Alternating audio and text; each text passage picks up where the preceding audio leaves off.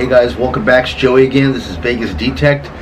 Got my hot coffee ready to go. You see that steam coming off that damn cup? Yeah. Got my notes, and we're about ready to go. Another tech talk. Today it's going to be coils and frequencies. If this is something that is interesting to you, please stand by. We'll be right back.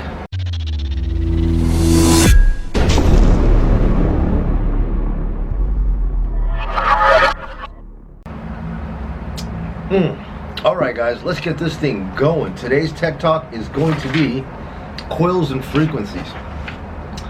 I wanted to answer one of the emails. I've had plenty of comments, emails sent to me, and it's beginner and middle and mid metal detectorists that are having issues with trying to choose coils and frequencies. They're confused.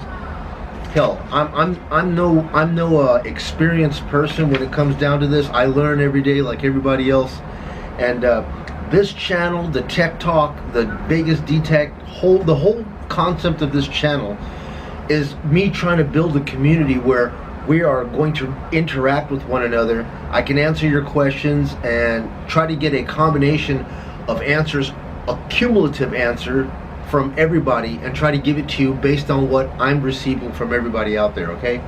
Oh, hey, before we start, tomorrow is the release of the Nokta Makro Multi. Hope you guys are all tuned in, getting ready for that. Hope you guys are all registered, man. Good luck to anybody out there who that is with getting a free detector. I hope you guys get a free one. I've been in talks with some detector friends of mine concerning the actual... I keep doing that because there's a little bug on top of my camera, sorry. I've been in talks with a couple of detector friends concerning these detectors. They have the detectors in their hands, dude. They were given the test models. They have them, they're looking them over, they're playing with them, they're using them. And I asked them, I said, how much can you give me on the price, man? How much information? And of course, man, they're under that no disclosure secrecy clause that they can't release it until it's actually been, publicly released, and that won't be till tomorrow. They're laughing at me, man. They're just saying, it's right on the tip of their tongue, and they're like, Joey, man, I wish I could tell you this, man, but I just can't. I know you're gonna get out there and make a video, and I just can't let you do this, So I'm like, hey, man, I'm just a reporter, bro, But yeah, I won't put you on the spot and ask you what the price is. But they told me that we will be pleasantly surprised at the entry price of this detector. And I told them, I've got friends with other channels that are on board. They want this detector if it's within this certain price range, And I told them the price range that I'm in and on is, as long as it's in between, say, $650 to $750. If it is all that they say it is, if it's in between $650 to $750, I will be definitely on board. And they told me, they just laughed, and they told me, they go, man, Joey, trust me, you'll be very happy when you hear the opening price of this detector. Bam! Happy to hear that, man. Happy to hear that. Good news for once. All right. So, anyways, guys, listen. I'm gonna bring up this one comment that I got where a person asked me. He said, I have a Bounty Hunter Pioneer 101. Okay, so new to the scene. He goes, from what I could find, it has a fixed frequency of 6.6 kilohertz, which is probably what was most of the trouble. And he says, I took it out 5 years ago, or I bought it 5 years ago. I found some really cool things, children's toys, old coins, but I was so frustrated with it. It chirps so much, it lacks sensitivity, it's not enjoyable. I want a modern metal detector, but with so many choices out there, coils, frequencies, detectors, looking forward to seeing the new Nokta Makro release tomorrow morning. It is a multi-frequency, and it is a contender to the 800. If it's half the price of the 800, doing as well as the 800, I'm sold. Half the price might be a bit much, man. Half the price, but I can, like I told you before, I just gave you the price that I feel that it's going to be, and I was, with that information, I was told you're going to be happy. All right. So, anyways, answering this person's questions, this Q&A of Tech Talk is coils and frequencies, right? It used to be back in the day, you know, and I say back in the day, I'm not even nearly as, you know, veteran status as the majority of you guys out there that have been swinging for 20 plus years. I only started doing this like 6 years ago, okay? When I first started, every single one of my detectors, basically it came with the frequency that it came with and the standard coil. You had what you had, you used it, that's it. There was no options for swapping this, swapping that, frequency changes. But there's so many choices that we have right now. It's almost like going into a bar and asking your bartender, yeah, let me get a 6-inch double D and a 7.5 frequency. Coming right up, sir. Yeah, let me get a 15-inch with a 18.75 kilohertz. Oh, coming right up, sir. They can make it. It can be done. What wasn't available, it's available now. So, choices, coils and frequencies. You have concentric and double D coils. I'm not going to get into the whole debacle of what's better. I've watched many hours of different detectorist channels stating they've had better success with concentrics, and others that say they have a DD and they're completely happy with that, not going back. When I first started, every one of my detectors were concentric. The Tesoro, Compadre, concentric. The Delta 4000 Technetics, concentric. The first 305, 505 Minelab, concentric. My Fisher XLID, concentric. My Gamma 5000, concentric. They were all concentrics, and I detected and I found a lot of stuff with that, okay? My very first detector that came out with a DD, the very first one, was this guy right here. X-terra 705, and they had a weird one, man. The weird coil was this thing. Yeah, that's a DD right here, man. The 18.75 DD. Yeah, I mean it's a solid face. It doesn't have the little veins in it or nothing. But it was my very first DD, and what made me convert over was I wanted something more modern and new. And at the time, Minelab, this X-terra, was the most technologically advanced for my budget and where I was at in the hobby. And learning how to pinpoint with the double D was absolutely beautiful to me. And I have been with double D ever since then. And if you guys have taken a look at what's out there right now, all of these dealers that are coming out, they're selling, all of these detectors are coming with double D coils. It's hard to even find a modern detector out there that comes with a concentric. Now, that being said, you can buy them. You go on eBay or Amazon and you just type in the name of your detector and hit coil. There'll be somebody out there, you know, that actually, what is it, Coil Tech, Mars, I don't even know all of them, but there's many different companies that just specialize in coils, and you can find a concentric if that's what you want, or you can find a DD version if that's what you want. All right, shapes and sizes. Some of you guys prefer to have the round coil, and some of you guys prefer to have the oval coil. For me, I like the oval type coil, right? What do they call them? Elliptical? Yeah, elliptical coils. I like the elliptical shaped coils because it's just a little bit easier for me to navigate and sneak my way through stuff, okay? So sizes and shapes. And then the next one is going to be the most debatable, you know, subjective, controversial, is going to be frequencies. What is the best frequency to use while metal detecting? Well, like I say, I don't know everything, guys. I would never profess that I do. But I will tell you what I have researched, and everything I have, I researched this. I try to condense it into something that I can bring to you in a flow chart manner, so I don't just ramble on. But modern detect frequencies, generally they try to put it into a Goldilocks zone of 5 kilohertz to 15 kilohertz. They feel that that range is going to be the best spectrum for the basic types of detecting for the beginner and the middle of the road detectors, okay? But the frequencies start at 1.5 kilohertz all the way up to 100, all right? It just depends on what you're looking for, okay? I mean, that's the reason why you have so many choices, and it comes down to what are you looking for. There is no one frequency that's going to work across all the board. and hence the different frequencies, okay? So, coils, why should you change your coil? All right. Well, first of all, it's, you know, the size of your coil is going to limit you. If you're going across big fields, right, you're going to want as much coverage as possible to try to cover as much ground to utilize. Utilizing a coil with a big surface area is going to allow you to search over bigger spaces and make bigger sweeps and grid that field out. All right. And then, like I was having just yesterday when I went to the tot lot, I could not get my coil close enough anywhere near the framing of the playground, you know, swing sets and stuff.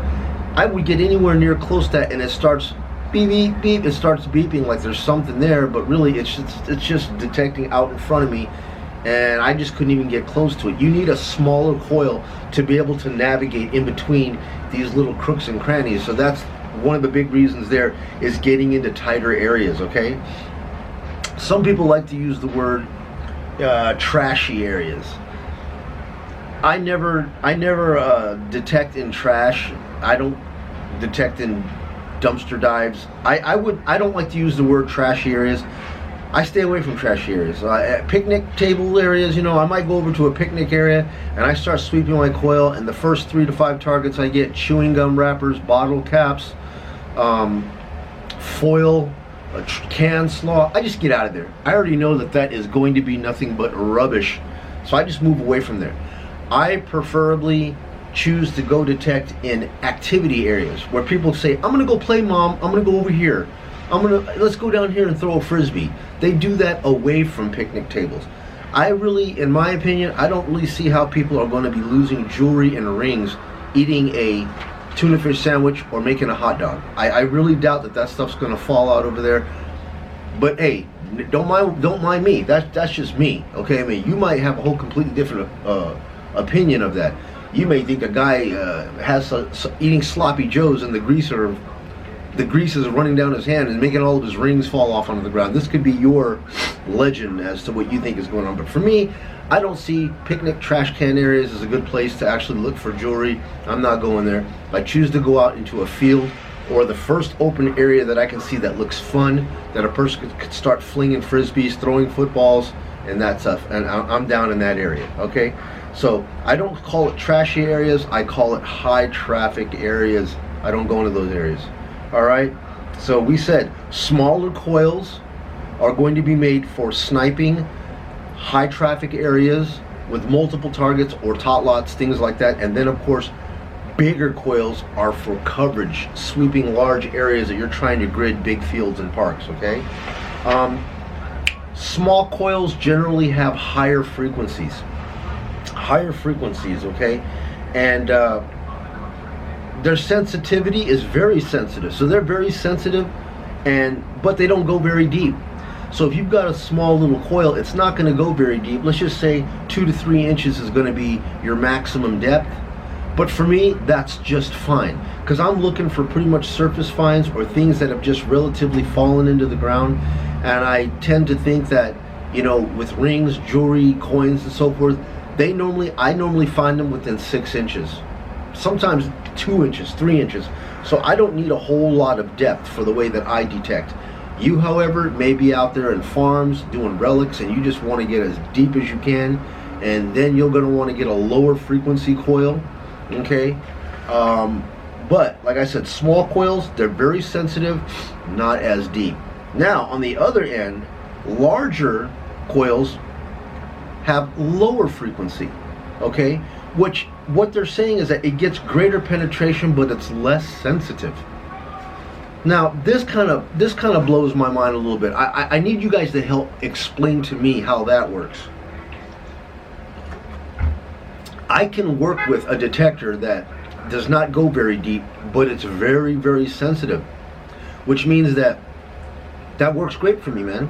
I don't want to dig big holes. I don't want to dig deep holes. But whatever I do dig, the detector is going to be able to hit it and hit it hard. It's going to smack on it. Smack on rings, good. Smack on coins, good. The coins and rings are no more than 6 inches deep, good. That's all good for me. But if you're looking at a coil that has greater penetration but it's less sensitive. Explain to me how that's good. I mean, how is deeper sensitivity, if it doesn't detect or if it's not sensitive to items that are in the ground, how is that useful? How do you know that it's really that deep if it doesn't hit on anything? I don't know. So maybe you guys can chime in and kind of open up my thoughts on that. I understand the whole logic of small coils with the lower frequency, with the higher frequency and not too deep working in my favor, but how does a detector coil have great penetration but less sensitivity? I don't know, help me out with that, guys. Okay, next thing, what are the best frequencies? All right, best frequencies, normally they say coins, jewelry, relics, and prospecting. I've really only gone into coins, jewelry, and prospecting. Here where I'm at in Vegas, I don't do relics and I don't do prospecting because there's nothing to prospect. The city is not that old. These parks are very new. They're like 20 years old. Yeah, some deep Las Vegas, you might have something that might be there 50 years. But for the most part, the parks are very new. And all of the dirt that's there, they've just been bulldozed and then turf put over it, you know, sod. So the sod layer is about 3 inches deep. And then you got your fill dirt and that's it. So for me, the coins and the jewelry are the only two modes that I'm interested in searching in. Prospecting, there ain't no gold out here for me, you know what I mean? So, but we're gonna cover it. Coins, the best frequency for coins, if you're out there coin shooting, is gonna be 10 kilohertz and below, okay? Normally, coins are closer to the surface and they have higher conductivity. All right, so if you're looking for, you know, just going out there like Dan Kinglad, that name Kinglad just tells you right there. He says he says that he, Dan, you, I'm talking about you, says that he normally has a rake of $1,000 a year in just clad. Hey man, $1,000 a year take in coins found at a park can buy yourself a nice detector every damn year. Pretty damn good. So 10 kilohertz and below, and I believe Dan gave me his combo that he's using right now, which is the 6-inch double D, 6-inch, and he's running at, Dan, if I'm wrong, you can punch me, but I think you said you're running at 10 kilohertz. So 10 kilohertz with the little 6-inch coil, I believe that's his hot combo right now. If anybody else out there has a hot combo that's working for you, please comment. Tell me what frequency you're using, what is the coil that you're using, and what is it that you're finding. Is it jewelry, is it coins, relics, whatever. Please give it to me, that way I can make videos and share that information and pump it out to other people as well. Okay, that being said, moving on to jewelry. Although jewelry is marketed as gold, silver, and platinum, it's not pure. That's not pure, man. We're talking about the actual mineral. But when it's actually processed into a ring, they join that with, and the reality is they join it with other alloys, you know, other type of fillers. That's why you have 10K, 14K, 24K, the purity, because they put other alloys in there with it, okay?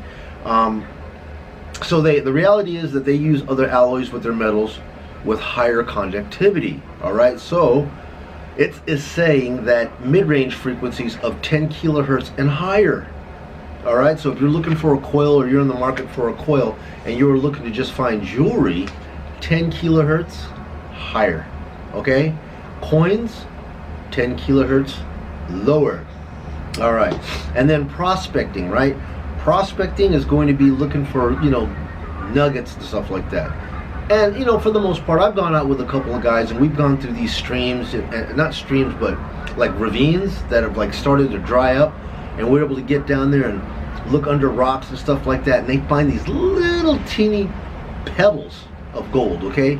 Usually gold is found in tiny small pieces, okay? 14 kilohertz and above, 14 kilohertz and up if you're doing prospecting. This Minelab 705, the gold pack, I was like, what is the gold pack? The gold pack was that coil. This coil right here is 18.75 kilohertz, okay?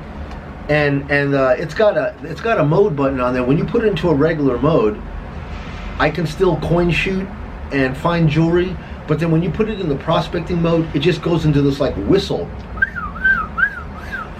It does this whistling noise, and that's for finding very little teeny, like, you know, you ever seen a solder driplet? When you're soldering and one of the driplets fall down, those little teeny sizes right there, this thing right here, you wave your coil over it and it makes that whistling noise right over that. So that's prospecting mode with the 18.75 kilohertz on this baby right here. All right, so anyways, getting back to this discussion here. Oh yeah, I have another question for you guys. Since gold is a low conductor, I never really knew that. I always thought gold was a great conductor because they use them in electronics. And electronics, you're trying to pass electricity from one circuit to another. You want the cleanest, best conductor trace, right?